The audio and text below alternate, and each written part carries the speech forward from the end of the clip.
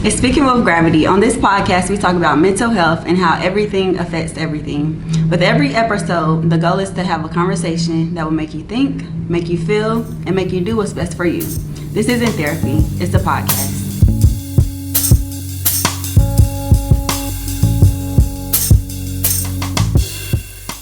And we're back for another episode for Mental Health Awareness Month. Today we got a special guest with us. I've been watching her for a while. That sounds real stalkerish when I say that. No, but I don't feel that way. I'm a therapist, and so I always follow a lot of different therapists. But she's really close to home here in South Carolina, Columbia. So wanted to kind of have her on the episode, reached out to her, and we were finally able to get our schedules aligned so that she can come in and give her wealth of knowledge about daddy issues. That's what we're here for today. Daddy issues, exploring father-daughter relationships. Yes. And of course, we'll probably get into some other parent-siblings relationships as well. Mm-hmm. But we have with us Christian Jackson mm-hmm. with Couch with Christian. Yep. That being said, introduce yourself. Yeah, sure. Big up yourself. Tell us all about you. Okay. Thank you for having me. I'm super excited to be here. I always like to connect with other therapists as well, because part of the mission at Couch with Christian is to make sure that my colleagues know what I'm doing. That's what's up. Because it's important for us to spread the gospel of daddy issues and the daddy issues movement, if you will, because I feel like my mission, my calling is to inform treatment. And so a lot of what I do at Couch with Christian is, yes, the daddy issues movement is up and running. It is based on my books here, Daddy Issues, How to Detangle from the Sins of Our Fathers. I wrote it in 2020. Self-published it then, and I've been getting so much support, lots of women and men who are reading the book to really learn what daddy issues are. So it is a personal story I wrote basically out of being triggered from my own therapy sessions and my own therapy clients. They actually were saying a lot of things that were triggering for me. Mm-hmm. We shared a lot of stories. You know, we do very personal work. It can bring up our own stuff. Exactly. And so I finally was like, okay, I can't listen to any more bad relationship stories without really bringing my own baggage into my sessions with my clients. So I did the responsible thing, and I finally went to therapy. And my therapist asked me to do the assignment that we ask our clients to do, which is write a letter to your father. Mm-hmm. And I'm like, oh gosh, I don't really want to do this, but that is how the book was born. And because I've been writing for years, I know that I needed to organize and give a name to what daddy issues are. So if you Google daddy issues, then it's salacious material, you know, things that are inappropriate and just kind of like it villainizes and is used to weaponize women, especially Black women, I believe. And so I wanted to call this what it is, and it is emotional trauma. Sometimes it's physical trauma or the implications of sexual abuse and things like that. And so I needed to put a clinical spin on it. Daddy issue symptoms. So I made a list of what daddy issue symptoms are based on PTSD, reactive attachment disorder, separation anxiety, really trying to give research-based language to what daddy issues really is. And so I talk a lot about attachment, which is, I think we're probably going to get into later today. Yeah. I really want people to have a solid definition of what daddy issues are and how to treat it. So in between each chapter, I'm giving you practical tools and tips on how to deal with how daddy issues are showing up in your marriage and while you're dating and as a parent and as an employee. So it's really to shift the conversation. Oh God. So if I bring it back, we're shifting the narrative, okay, to what daddy issues are, because let me make this a word now. Sometimes we do get choked up. And you don't want to use your voice, right? Okay. But you just got to keep it moving because it just is what it is, right? It's just life. So, yeah. Great recovery. Great recovery. I'm not new to this. I'm true to this, right? So, by training, you are I'm a licensed professional counselor. Okay. How long? I've been licensed probably for almost 10 years. Okay. So you went from, well, I guess you could say, kind of give me a little background, like undergrad, yes, grad. I can do that. I went to Winthrop University. Okay. got my undergrad in psychology. Went on and got my master's at Walden University in clinical mental health counseling. And so I'm a LPC, licensed professional counselor by training. I'm also a licensed professional counselor supervisor. So Okay. tomorrow, actually, I'll be having supervision with my people, my supervisees. So for those who don't know, that's just people who are trying to get their full license in South Carolina. So they have to get a certain number of hours, as you know. It's like a residency for a therapist. So before you're fully licensed, then you have to be under the supervision of someone who's fully licensed like me. And so one of the things I love to do is train, excuse me, and teach. Because again, as therapists who have been in the game for a minute, we get to influence up and coming professionals. And it's one of my favorite things to do. So as I've been really learning who I am as a professional, then I think I've finally been able to kind of come up with a niche in the way that I want to influence mental health, and how I want to make sure that I am giving what I know I didn't receive, right? That's really how Couch with Christian was born. I want to offer services and access to care in a way that I did not necessarily get or Right. really know. And so the past few years have been me really niching down to daddy issues. Nobody talks about daddy issues the way I do. Right. And I say that with pride, and because of daddy issues, the confidence piece and things like that, I know I wouldn't have been able to say that 10 years ago. And there's, of course, as a master's, you get your master's degree and all that. There are things they don't teach us in the A textbooks. whole lot. Yeah. You got to go And out there and so- get that for yourself. You do. Yeah. You have to get the experience and the training and seek the knowledge. And so what I really do love about just the landscape of our industry is that there are so many different avenues we can take. And frankly, that we have to take as therapists, because it's taboo, it's a stigma. And so even with me talking about daddy issues the way that I do now, I've shifted so that I'm talking about why your relationships suck. Because even me I'm saying, hey, I'm talking about daddy issues, and sometimes I can put you in the gut, and then I'm losing people. And so I had to learn, I think, really more seriously in the last probably 7 months, talking about daddy issues in a different way. So it's you recovering from, the hey big head text, and you keep falling for the hey big head, or you triggered because your I man have no done idea what text that is. It's like, Some of us do. Somebody's listening to know what that text somebody is. know what that means. And for those of you who don't know, that's when your ex comes through, it's cuffing season, and they're bored, and they're hitting you up because they, y'all broke up, but I know she probably gonna give me something. Yeah. And then you just kind of roll back into the old routine. So those are the women. These are what women are telling me in their sessions.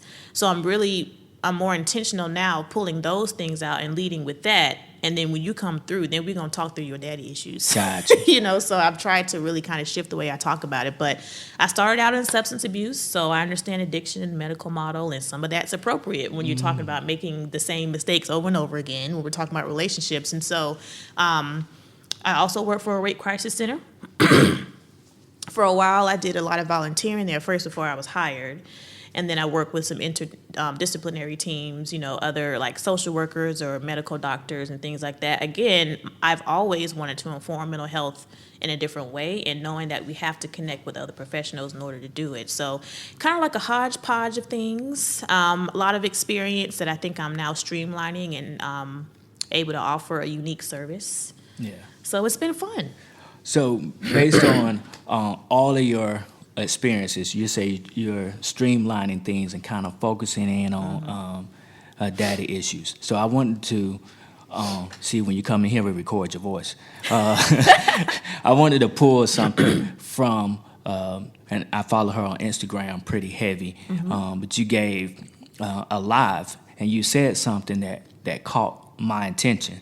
And we have a segment where we call it Twitter discussions, because typically I get it from Twitter, but in your case I got it from Instagram. You said, for those of you who do have a list, that could be avoidance. You may be avoiding love altogether. So can you kind of break that down, or let's dialogue about that? Where was that from? How did you? Well, I know how you got there, but for the people that don't follow you, how did you come to that conclusion, or how did you get on that particular phrase that I just shared? Oh, yes. Okay, so thank you for reminding me about what I was talking about, because I get on live and random on my IG, and I just be like, oh, I got a thought. Yeah. Let me share this. So I think I was watching Love is Blind. That's what's up. I'm watching it right now. Season 4. It is Okay. unlike any season we've ever seen. It's so messy and juicy. So anyway, I think I was talking about Tiffany and Brett, and they were in the pods, and Tiffany was talking about she's a 36-year-old woman like me, and she believes she's supposed to be at a certain point in her life, married, kids, By the age of 36. Yes. Okay. Like, society tells us. And so she was talking about how she was in the pods with Brett, and she realized that she's falling in love with this man who is the opposite of what she believes she should have. So, I don't think I caught whether or not he has a degree or not, but she was talking about the fact that... He did not. Okay. He did not. So she was talking about how she had this list, these things where, he's supposed to have a degree and a certain job and a certain look and all these things. And, of course, the experiment of Love is Blind is that you don't know anything about what they have going on, or you don't ask those questions or see their faces. And so I was making that comment because it's always nice to hear that she took the pressure off of herself. And she kind of led with her heart. She took the pressure off of herself when she got away from her list that she originally had. Mm-hmm. But that's not to say that she shouldn't have a list. Yeah, it's okay to have standards. It's just your list can be flexible, is what you were saying. Yes, Okay. and our lists, and this is why I specialize in trauma, so I didn't really say that, but. So I look at everything through that trauma lens. That's how I treat. That's how I talk and teach. And her list could have been made out of a trauma response. So let's say that she is making decisions because she wanted to keep herself safe from whatever danger or threat she may have had. So her list in her mind, if I'll just call it what it is. I'm just going to make this up. Let's say that she's had experiences where she did not feel protected. She did not feel safe or valuable unless I had someone who had their things together. That is something that she learned a long time ago. It's a narrative that she bought into. So to her, if we simplify it, having a degree means I'm safe. If this man has a degree, then I'm safe. He can provide for me. And it's as simple as that, because our brains, as complex as they are, it simplified it, right? Mm-hmm. So somehow she learned, this is what I need to have a successful relationship. And so I really encourage people to consider and stop and slow down and consider, where's your list or your standards coming from? Which standards are okay to have, but I'm also wondering, is this made from a trauma response?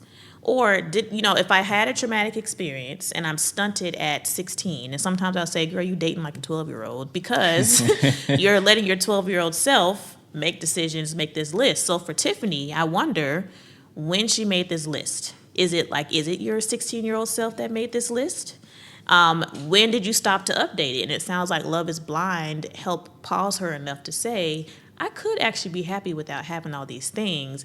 And you see later in the episodes how her anxiety is so high. She wanted to be married and all the things, but then she said, I don't even want a wedding because of the stress of that.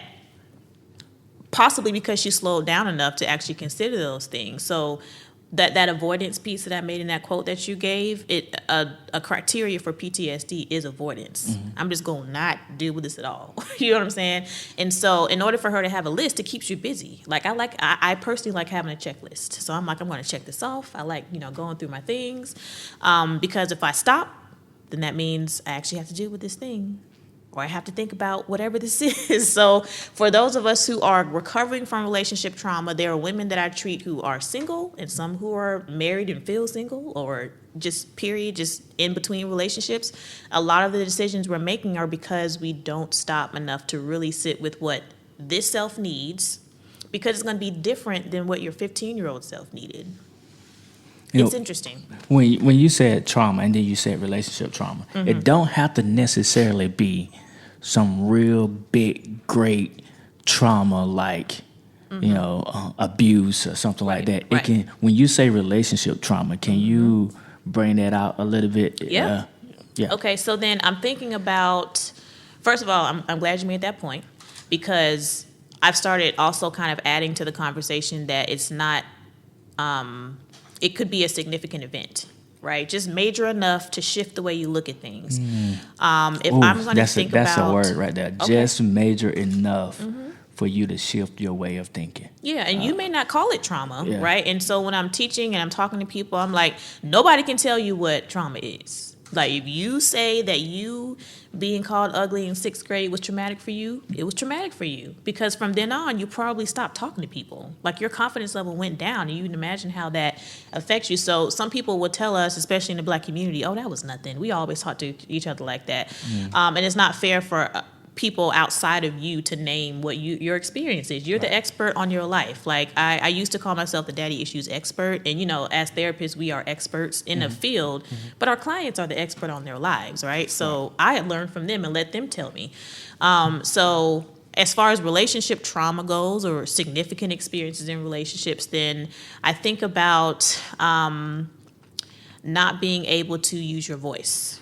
So if I've been in a relationship where I was giving of myself all the time, so I'm thinking about attachment now, and I'm going to just tell myself, someone who has an anxious attachment lean, me, which means I sacrifice a lot of what I need and what I want and what I know it's best for me so that my partner is happy. I'm growing, y'all, okay? I've done well to kind of come out of that, but because of what I've learned, watching my parents interact when they were married and growing up, and then daddy and mommy separating and all those things, then, of course, part of my daddy issues are I'm questioning myself. I don't know what it means to keep somebody in my life. So if I were good enough then, daddy would have stayed. So, like, I'm operating from that traumatic experience, or at least learning as a kid that the only way to get daddy's attention is to do this. And for me, daddy meant security. And so if I'm with my now husband, we were dating at the time, in order for me to keep this man in my life, then I need to do this for him, which he never asked me to do. And so that was also kind of like, and sometimes it's still a point of contention between us, because I may react a certain way and he'll say, I don't need all of that. You're okay. That comes up in different ways. But a relationship trauma, quote unquote, or a significant experience in our lives are going to inform the way we show up in our relationships. And so that is really a lot more of what I'm talking about now. And so when I have a client come in, or they're coming into your grace space, then we're talking about where you learn those messages. So we've been talking kind of around it. Right now, define daddy issues or daddy. Yeah, Daddy define issues. Look, let me go to my book. Okay, Because perfect. that's perfect. Because I wrote this a long time ago, and it's even updated since I wrote it. But daddy issues symptoms, we need to have language. We need to have clinical language, so that I say, when I go to my therapist, I'm dealing with this. Can you help me with it, right? Daddy issues, as far as according to CJ, right, are a cluster of symptoms that help us to understand how and why we show up a certain way. So if we are going to look at like criteria A, and when you all go get the book, you'll see it, right? The physical and or emotional presence of a father, all the way up to the overbearing physical and emotional presence, right? So we're looking at a range. I believe in spectrums now, okay? Right. And so everything in between, you name that, because how many of us know that somebody can be there for you and not be there for you? Because I have a lot of conversations with people who are like, I had my dad in my life, and we'll get to that. So this is the first defining moment. My dad's there, he's not there, whatever, then it's going to result in feelings of thoughts of abandonment, and there's extreme stress, there's thoughts and feelings of worthlessness, and then there's confusion and difficulty making decisions / the ability to trust my own judgment, right? So if my dad wasn't there emotionally or physically and everywhere in between, how does that affect the way that I receive feedback at a job? Or like I had a session this morning where she and I have worked through her daddy issues, and I have to say this up front too, even for myself, right? I thought I worked through this, Christian, but then I saw my ex with his new girlfriend, and now I'm feeling like I wasn't chosen. So now we got to go work through the grace method, right? Yeah. We got to go back and figure it out, because we are therapists not trying to get rid of anxiety. We are trying to teach our clients to cope, because you can't get rid of life. Like, triggers just happen. And so daddy issues are defined as, like, first of all, thinking about that range and that spectrum and how it triggers that rejection, how it triggers abandonment, and then your feelings of trusting yourself. it's going to feel like you are not enough sometimes. So now we're looking at self-worth. So then the second criteria is the presence of a father where the relationship was unhealthy, specifically unhealthy, and it's resulting in that stress. We're talking about anything I would consider PTSD. So if you're thinking about like a flashback of the time when daddy was there, or the time he said or didn't say, or whatever it may be. And then you're thinking about the ability to really have and manifest healthy relationships. And so that's really where I've been sitting at, like I said, for a while, as I'm thinking about daddy issues and criteria C here, or section C, where I'm talking about the familial, professional, intimate, and parenting relationships. How are all these things affecting all the different type of relationships you have with your people around you? Because the thing about it is, daddy issues, their criteria that I have here, it's also comprised of understanding attachment.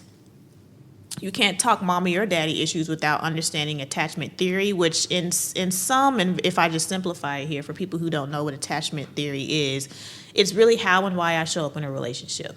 It's based upon a theory that says, what does it look like when I was separated from my parent or a significant caregiver or not? And so I do actually have a training I do with my colleagues called the Roadmap to Secure Attachment, and we're reviewing the attachment theory. And you cannot talk mommy or daddy issues without understanding where did I learn how to respond if I'm separated from my dad, or if I'm reunified with my dad, right? So later on in the book, then I'm talking about the very next chapter, spiritually, how is it affecting us? So I have a chapter called Earthly Father versus Heavenly Father, because my therapist pointed out to me, my therapist at the time, she said, I was telling her, I'm like, yo, I'm returning to church because I feel like that's what I've always known. Like I'm supposed to be with God. He's supposed to fix everything. So I'm gonna go to church. Don't feel connected, but I'm gonna be there, right? Yeah. And I said, I just have a problem just trusting that it's gonna be all right. Now, Kim, her name is Kim, and so she was like, well, no wonder you don't trust God, because your earthly father is what we have to really kind of a tangible example of a father. Right. So that's your idea of conceptualizing that kind of relationship. And so God, the way I see it, I'm a Christian, right? I'm a Christian. I follow Jesus, and he's a man. Then our Heavenly Father and His Son. Yeah, I ain't gonna try. I don't care who you is, God, Jesus, you're a man, and and so you think about how it impacts our ability to trust men here, and if a man here is giving me that authority, and I talk about in my book how my father was a spiritual leader in that house, and so my idea of Jesus, God, and how He cares for me was like a wagging finger. Then I wouldn't go to God for anything, because I'm like, is that what a father is supposed to do? And then I categorize what types of women have daddy issues, just because I just kind of work better in compartments. So I talk about the daddy's girl, and we got to pause here now, because I always get the feedback and the things. So when y'all watch this podcast and the daddy's girls are in your comments, they always got the things to say. Christian, I got a daddy, and I love my daddy. So right. So I don't have daddy issues. And I have a whole soapbox, and I ain't going to take up your whole time with that. But I do have to say that my daddy's girls are usually the people pleasers and the perfectionists. And you can correct me if I'm wrong. When you say, even whether you have a father or you don't have a father, it basically boils down to what your perception is of parenting, what your perception is of how they provide. Your perception of that relationship is what's going to lead to daddy issues. Doesn't mean whether they're there. Well, I ain't gonna say it doesn't mean, but you're not specifically talking about whether they're there or they're not. Exactly. Okay. I think that's a huge part of it. It's how you interpret it. And of course, your interpretation is informed on how you actually experienced your dad. So it's how you're going to take it. Of course, it's all very interconnected. And so if we're thinking about daddy's girls, for example, if my dad doted on me, which y'all, dads matter. And I was a daddy's girl at one point. And shout out to dads. Okay, shout out to dads. And I do sometimes talk about that on my Instagram, because I don't want people to think Couch of Christian is a daddy hater. That is not what it is. I know the significance of a father, which is why I'm pushing and caping for this so much, because father-daughter relationships especially are crucial. And so when I'm talking to my daddy's girls and they're like, hey, this is what it is, Christian, what do you mean? I'm like, well, if he doted on you, that's great. And I love that for you. And I wonder how much of a balance there was on criticism. And then sometimes they're like, I can't take this man to my dad because he won't like him and I care so much about what he thinks. So now we're getting back into daddy issue symptoms according to Christian. You don't trust your own judgment. And now I'm a perfectionist because if I'm anything less, because your child brain is not mature enough to get it, but that's where our messages stick. Now as an adult, like I probably don't have to be perfect, but as a kid, that's how you've been operating. I need to do this and get these A's and do these things so daddy would notice me because I'm a daddy's girl and he always gives me this praise. And so I'm a people pleaser at this point. And so all of that shows up. And so it's on a spectrum. It's on a degree. We also have our gold diggers. I talk about the gold diggers and what they're really looking for, which my argument is that part of what they're looking for is security. And I'm wondering how that's connected to daddy issues. Or the woman on the defense, so I also write about. She always has the walls up, right? She's more of our dismissive, avoidant attachment style, where I know I want to be in a relationship at least to have some kind of connection because I know that's what we're supposed to have, but then also I don't want you in my face. Probably because it's modeled by how often and how close her relationship was with her dad or how often she saw him. So as in the book, I'm building a foundation for what daddy issues are, the symptoms. I'm giving you anecdotes so you know those different categories. You can at me if you'd like, because, you know what I'm saying? Because that's how we have the conversation and refine what you are experiencing, people out there in TV land, about what daddy issues are. So as long as we have something to go by, and it's evolving, even the version here is a 2020 version, because I've added things about grief and mourning, a certain relationship with your dad. And so that's been added since I've been doing groups in your great space and having conversations. And they'll say, well, Christian, like, my dad's not here. And so how do I forgive or work that out when my father's not here? I don't want to speak ill of the dead. You know, we in the South, so it's a whole thing. Yeah. So I've had to evolve, and I love having those conversations because I'm hearing you talk about how you want this space to talk about it. And you're actually considering, like, maybe I do have mommy or daddy issues, and this is what we're talking about, and this is how I would see it, Christian. Would you consider adding this, or can you talk about that? That's how we nurture our community, is going forward and having these solid definitions and experiences that add to what I've just made up and thrown out there, right? So it's fun, but we have to have something to talk about, something to build on. And you said earlier, as far as fathers are important. I had here on my notes, research has found that even the smallest moments of a father-daughter connection can have positive benefits. That includes body positivity, romantic relationships, social media, mental health, and academic achievement. Yes. So, and that comes from research. I'll have to go find the research, but it is coming from research when they say that. But with that being said, you also said something earlier about the parent role. Yes. And the father delivering parenting. What are common issues that you actually see when it comes down to parenting or just in a relationship in general between a father and a daughter? You know what? The first thing that pops up is speaking of research, is some data that was collected that says that there is a disconnect between a father and daughter when the daughter is going through puberty. Oh, but you were supposed to warn me on that one because you're hitting home right now. So we got to be triggered a little bit now. Yeah. But I find that so interesting. When I read that probably about a year ago, I'm like, dang, that makes sense, because for some men, who are raised a certain way, maybe they had a dad or not, right? Because men have daddy issues too. Then if you was out here for the streets, a womanizer, whatever, and now you have a daughter, then you're looking at your daughter and she's 12, 13, she's going through some changes, right? She's seeing things differently, and then you see her going through these shifts and changes. As a young man, you don't necessarily deal with that. But now you're raising a woman who is going to have certain views, and her body is changing in a very specific way, different than you. Then that is where we see the dad kind of separating himself from the daughter. So just FYI. Yeah, shout out to both my daughters, Sydney and Bailey.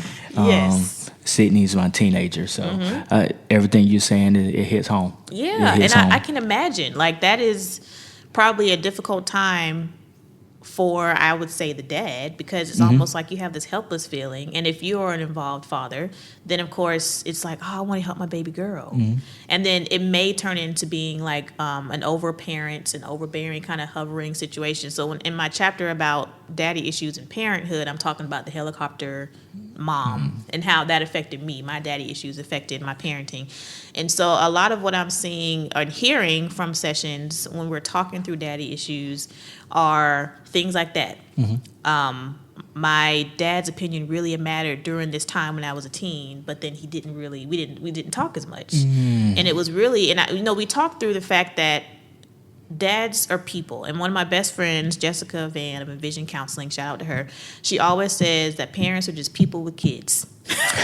Okay? People with kids. Please give us grace, right? And, there's no handbook to this thing. Right. And so part of how I started to really forgive and overcome things like my dad and I not really driving through in that year, and him and my mom separated when I was like 13, 12. And so my clients and I are talking about humanizing our fathers. Now, there is a different conversation for those of us who have been abused by our fathers. And I have had a couple clients who were unfortunately sexually abused by their fathers and things like that. It's a whole different conversation. If I just remove abuse for a second and kind of just simplify it, then if you can see your dad as a human, as someone who, golly, I don't know how to deal with periods, or like what to do. Although, ironically, my dad was the first person, he was there and very efficient during my first cycle. But still, like, I don't know how to deal with all these things, right? Then see your dad as a human. Because the parenting issues that come up are likely just an uninformed adult and first time going through those things. And so a lot of it is like us really trying to protect, and what I'm hearing is daddy's trying to protect me, but sometimes, like in my case, my dad, I think, was trying to protect himself more emotionally when it came to what was going down between him and me, and that's what I outlined in the book. As you're saying it, when I'm thinking about myself in particular, is you want your daughter to grow into a woman. You obviously want that, right? Well, I ain't gonna say obviously, but you do want that. I want that. But in the same token, what comes along with being a woman from a male perspective. Yeah. I don't know what it's like from a woman's perspective, but I know there's going to be guys out there looking. I know there's going to be guys out there ready to jump on her. And then when you talk about attractability and you're talking about friends, then you got, when I say talking about friends, you have other people who may or may not have their father there. So they have an ideal of what the world is, and that's going to influence your daughter. So it's like, it's heavy. It is. It's really heavy. And I love how you say humanize your father, because we do have these emotions. I've been blessed to be in this particular field. So I'm learning from my clients. I'm learning from other therapists. So then I have to challenge myself. And prior to you saying that, just recently it came to me that I'm not having the conversations that I'm even worried about with my daughter. I'm not just flat out having the conversation. If I'm worried about her having sex, if I'm worried about her being in bad relationships, if I'm worried about the friends that she picked, have the conversation. Don't just talk down to her. Don't be condescending. Don't fuss at her necessarily. Just have the conversation. Just talk. And that you're making me think. I was just thinking this. The parenting out of fear, right? Because if you're not having the conversations, then you're not trusting yourself. So, spoiler, I'm a mom with daddy issues. You're likely a dad with daddy issues to whatever degree. We bring all that stuff into our parenting, which is why I wrote a chapter about it. But one thing that I'm learning is the importance of really catching ourselves, because our kids trigger the crap out of us. They just do, because I'm reliving being a 12-year-old and a 6-year-old. Our boys at home. And so I'm like, crap, I wish I would have known this. So sometimes I may overparent and have too much of a conversation about stuff because I'm like, I really don't want you to go through that. But it's because I'm parenting out of fear. And at the same time, I'll say, but Carter, I want you to trust yourself. After I give him this whole dissertation about something, and I'm just like, I just don't want you to hurt like I did, It's scary. kids, they'll say what's on their mind. Do you want me to trust myself, or do you want me to do what you tell me to do? Right. They'll say something like that. So what are some strategies, and I guess I just gave one, for improving daddy-daughter relationships? And, we don't just have to keep it to daddy-daughter, because I grew up in a two-parent home. Okay. My dad passed away early. I was still in college when he passed away. So unfortunately, I did lose some stuff because I wasn't finished learning from him, right? But how do we improve that? How do we improve the relationships? If I'm talking about my dad, my dad wasn't what I try to do now. He don't just sit down and we're gonna have these deep intellectual conversations. Now, we did have what we call family discussions every week. So he would set aside a time for the family, and we all gathered together. Oh, I so love that. I was able to take that from him. But as far as just sitting down and just talking to me on any random day about whatever, that wasn't something that happened consistently. And then once I got a little bit older in college, I did see it a little bit more often. But if I'm trying to improve on what was already given to me, how do I improve on that parent-sibling relationship? I'll say it like that. Okay. I think that back to the point about humanizing, I have been, I believe, more open about my emotions with my kids because my parents weren't, both of them. So all I saw was like the blow up and the aftermath, or mama being sad, or dad being pissed off, or whatever, and no context. You know what I'm saying? And that's confusing for kids. I'm just like, is it me? Did I do something wrong? And so one of the things that I am doing as a mother, and one thing I'm encouraging my very macho, silent, strong, sexy husband to do is to share more about his fears, right? Like, it's not a thing that Black men, I know, are not permitted to do.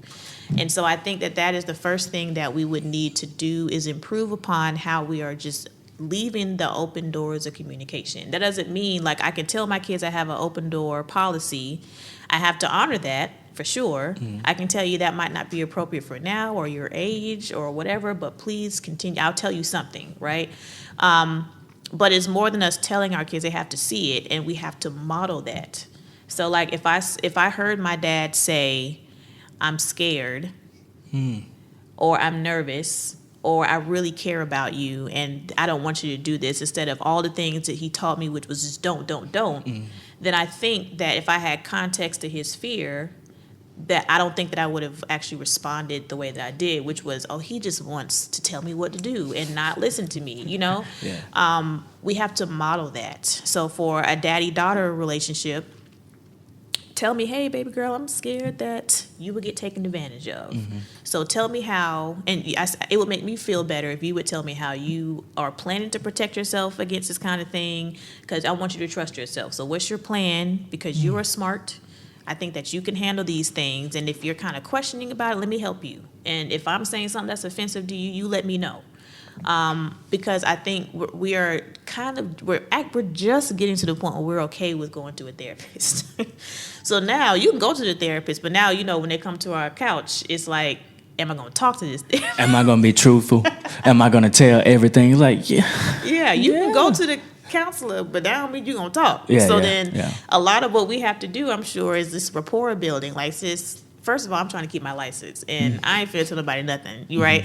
But I want you to know it's okay for you to say that you're tired of your kids. And I tell my kids that, I'm like, yo, bro, I need an hour. Y'all getting on my nerves. And, because mommy wants to be her best. It's not because I don't love you. Go play Ninja Turtles. Come back, right? But I just want you to know that mommy needs a break too. It's about humanizing ourselves, because then all the blunders that are daddy issues that result in all the things I mentioned earlier, they would be more understandable. Then it won't be the kid trying to make up stuff, because that's what trauma does, is have you making up all these stories, because your brain has to latch on to something. Whether it's rational or not, our brains automatically need to make up a story to say, okay, this is why. But if we're telling them and our kids aren't guessing, then it makes more sense. You're actually feeding a narrative way early, instead of them being on somebody's couch 30 years later talking about everything that was wrong. You know?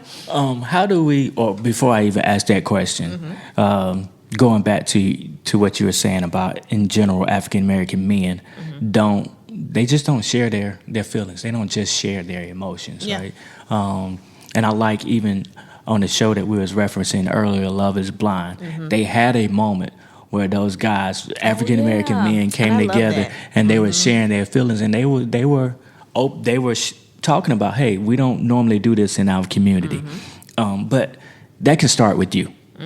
Period, point blank. Who's ever listening to this, and I think when I go look at the stats, about 60% of the guys, 60% of my audience are African American men. So if you're out there, if you're out there listening, it starts with you. You can share your emotions first, whether it's a group text, whether it's a group chat. You know, y'all on the basketball court. I have a monthly meeting every Wednesday now. Y'all can come holler at me, call me, and start sharing those feelings. Get used to it, so then it's a lot easier, as you said, to then give it to those people that's surrounding you, the people that's important to you, your kids, your wife, and your relatives. That being said, is it ever too late for a dad to fix the relationships? Oh, come on. That's it. It's kind of it could possibly be a trick question. And when we're talking, unfortunately, we're talking in a general sense. Everybody's situation is totally different. We're not, as I'm asking this question, I'm not necessarily thinking about somebody who was physically abused, sexually abused, some of the more extreme things. Because that's a totally different topic and conversation. That we can have a whole episode on within itself. But I'm talking about in general. Relationships. Is it ever too late for a dad? Okay, so the reason why I had that reaction is because, I don't think I said it, but my dad and I are still not talking. So you triggered me, man. Okay. I am so sorry. It's okay. He's still alive. Just, we're not speaking. And it's not something that I am happy about. And it's a twofold answer, I guess, or it's long. It's a long no. Okay. I don't think it's too late. I say that because with the knowledge I have now, and I'm trained as a therapist. So of course I'm just like, because of our situation, I don't believe that it's too late, but I do have stipulations. Boundaries? Yeah, boundaries. Okay. We have a strong boundary now, but really I have a standard. So if you gonna come back into my life after everything that I have experienced with you, Dad, then there are certain things that he would have to say, certain walls he would have to put down. Now that goes both ways, because I was not innocent in delivering certain messages myself. Like, I would cuss Daddy out, I was really pissed off, right? You have to read the book to see. I saw your face, right? Yeah, that hurt my soul, and I am going to read the book. Yes. So just like I would expect him to put certain walls down, him to say certain things and acknowledge certain things, because you cannot possibly build a relationship, especially where we are now, without we can't build trust with certain things that he is kind of holding close to the chest. On my end, I would want to know what he needs from me in order for us to have a relationship. So I'm not above that by any means. I have to be willing to give. So yes, it's possible for a dad to come back into someone's life, but you have to be ready to come correct. And you have to be willing to say those things that were motivating however you treated your daughter. And as the daughter, I'll speak for myself, I'm willing to hear what you have to say about how you can hear me. And so that comes with growth, lots of therapy, right? Me being tired of being tired and having my relationships have turned out certain ways. Like, you get tired of that. And I know where it's stemming from. So for the average person who is not a therapist, then I would encourage you to explore why the walls are up. If you're like, this is it, Daddy can't come back in my life, I would invite that person to explore the fear motivating that decision. Are you scared to get hurt? Because that's life. You're going to get hurt whether Daddy comes into your life or not. So do you not trust yourself to be able to do the hard thing and actually handle fear? What are you actually afraid of? Because the thing about trauma is, most likely, because trauma is not supposed to happen like major things. They're just unpredictable. You've survived that thing. It's likely not going to happen the same way or in the same way, so you're safe. So what is it that you really are afraid of? And that goes back to you trusting yourself and understanding that it's important to manage your expectation.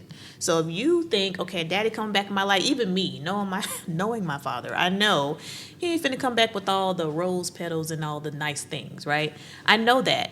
I have to manage my expectations. I'm not thinking, I'm sorry, baby girl, it's going to ever happen again. So manage that. Do you really think that he's going to come back and it's going to be a perfect apology? And what are you willing to apologize for? So it's really a lot of preparing the self for what you're willing to be exposed about yourself. Because I'm sure, daughter, you probably have said or did some things that were not the best way of doing stuff. And that's okay. It's not about the blame or shame of it all. Like not blaming myself or shaming myself for being a bad daughter for cussing my daddy out. It's about, I have daddy issues, an issue with my daddy. Because daddy's got issues, right? Yes. Okay. So if I acknowledge all those things and I recognize I'm in this certain place of, okay, I'm ready to forgive, then I have to take responsibility. That's what it is. I'm taking responsibility by going to therapy, talking to my husband, asking him what he's seeing in me that I'm stubborn about. My husband just told me the other day, you just have a problem listening. And that is like my thing. Like, I don't feel safe unless you have to show me. And that's in my marriage of 7 years and being together for 17. Like, it's something that kind of comes up, but I'm taking responsibility for it and having conversation. So now in my marriage, we'll talk about it rather than me like storming out and not ever having the conversation. That would be Christian 10 years ago. I might have did that, but it's different. You said 17 years of marriage? 17 years together. We've been married 7 years. Okay. Me and my wife celebrated 17 years. Well, by the time this podcast come out, it'll be a month later, but it was just yesterday. Happy anniversary. And she was out of town with my daughter, Sydney. Took her mom away from me. But anyway, we're going to kind of leave this here at this spot. I think we're going to have to do another episode. We're going to have to come to you. Yay! But I think we're going to have to do another episode because, we did talk a lot about daddy-daughter relationships, and we also referred often to men having, daddies having issues within themselves. And I definitely want to kind of key in on that piece as well. So hopefully we can get together before the end of the year and have a second episode just to follow up. I just got a really strong feeling that this is going to be one of my higher rated shows because this is a big topic. It is. And we can do it for Father's Day. Okay. That would be a good look. Daddy issues isn't in our DSM-5. It's not. But as she said earlier, or referenced earlier, is along the lines of attachment styles, knowing attachment styles, and knowing the relationship that you have with your parent, mother, or dad. All right. So to end, please tell them how they can get your book. Oh, yes. And how they can find you on social media and stuff like that. All right. Well, first, I want to say thank you for having me. Super excited. I love having these conversations and having my face in front of new audiences. So, hey, y'all. You are now officially part of the Couch Crew. Okay. Follow Couch with Christian on Instagram and Facebook. And you can also find me at couchwithchristian.com. That's where you can get the book and the workbook. But if you want to prime the book, then it's on Amazon. So you can prime Daddy Issues, How to Detangle from the Sins of Our Fathers. It'll get to you in a couple of days if you're an Amazon Prime member. I do want to leave you guys with this. Grace saved my life. Grace is at the end of my book. It is an acronym. I have a system called the Grace Method, okay? And it's something I'm pushing a lot more lately because I want to make sure you guys know I'm not just out here giving you the problem and not the solution. So the Grace Method is a system that I've developed. It's an acronym for getting to know your symptoms, is a G. Okay, follow me. Rescripting your negative messages, addressing self-care needs, connecting with helping people, and enforcing proper boundaries. So my clients and I, if we're working one-on-one or if we're working in my group settings, then we're working the Grace Method because if for all of the information that we talked about today, it can be a little bit overwhelming. So the Grace Method is how I simplify it. And just this morning, I had a session. So I'm like, okay, sis, you have been triggered for your abandonment because your old man got a new girl. And so now you're kind of like like in the space of I'm not feeling chosen, so let's get to know this symptom. This is getting to know this symptom and this trigger. So we're going back to the G. What messages do we need to rescript around this? And it just gives us a way, like a step-by-step, to actually work through those daddy issue symptoms. Your Grace Space is at my link tree and on my website at Couch with Christian. It is an intentional community of women that I am launching. I have a monthly group. It's called Your Grace Space, where we nurture our confidence so that we can show up in all of our relationships the way we want to. So yes, we talk about daddy issues. I've recently been asked to talk about mommy issues. And so I do have I would love to hear more about that as well. More about it. Yeah. I just did my professional development training. It's called Resolving the Parent Trap, because I'm calling the parent trap mommy and daddy issues. So I really wanted to talk to my colleagues about both mommy and daddy issues, because they come up a lot. And I have people who say, I don't know, my mama, especially black moms and daughters, especially, that is a big thing, because you're a mom likely with daddy issues, raising your kids, right? So that I couldn't ignore that anymore. And frankly, I had to have a conversation with my mom about my own mommy issues before I actually rolled that out. So now there are mommy issue symptoms, but that's a different conversation. I'm honored to be. We might have to do a series I know, with just Couch with Christian. We got to do a series with you, just I'll you. be happy to, because I really want to make sure that we are informing care in a way that's never been talked about before, because these are what our clients are telling us they need. And so who are we with our licenses not to get this feedback and address it? So I hope y'all follow me at Couch with Christian. I'm excited. And as she said, Couch with Christian, that's a very unique name. And it's on all of her social media, her website, Facebook, Instagram. She has a YouTube channel. But Linktree, if y'all know anything about Linktree, was it // I don't know how they say that, but Couch with Christian, Linktree. We'll have to try to put that up on the show notes or either on the screen. Okay. Just so people can get in contact with you. Thank you for coming out to take the time to be with us. We certainly appreciate that. For the audience, subscribe to Speaking with Gravity on Facebook or Instagram. We're going to try to continue to bring people such as Christian and other people to talk about issues. I'm not an expert in this particular field. Am I aware of attachment styles? Yes. But, we talked about it in several different episodes. Sometimes you have to go to an expert for certain things. And this is one of those things. If that's what you want to go for, then you need to look her up, because if she's calling herself an expert, or if she's declaring this as her lane, then she's always learning about it. She's always connecting it. And then, if you've been listening to this whole episode, you know that she has a plethora of experience in other areas that she can bring it all together. But subscribe to Speaking with Gravity on Facebook and Instagram. We have 6-1 Rentals with Taisha. If you ever need a 360 booth with the red carpet, reach out to her. All of that's going to be in the show notes. The red carpet too. Yeah, with the red carpet. Kodak Ready Consultant, and that's another one of our hosts. She does like solution focused work. Find her. She does solution focused work, and then we have a fourth host. His name is Joshua Williams. Garvey is his nickname, but he has a YouTube channel where he goes around and talk to people and just talk about stuff like what is perspective, and so he has a lot of different questions that make people think in that moment.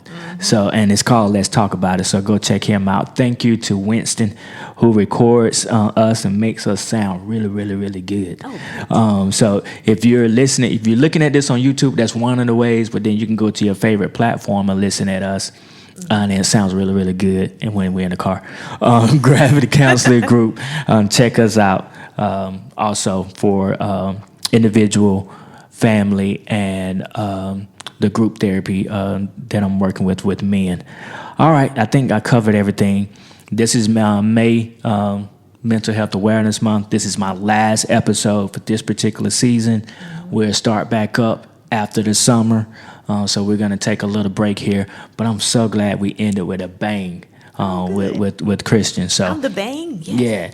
Yeah. Thank you for coming out. Thank you for listening to us. You can be doing anything, listening to anything besides us, but you chose to listen to us, and we appreciate that.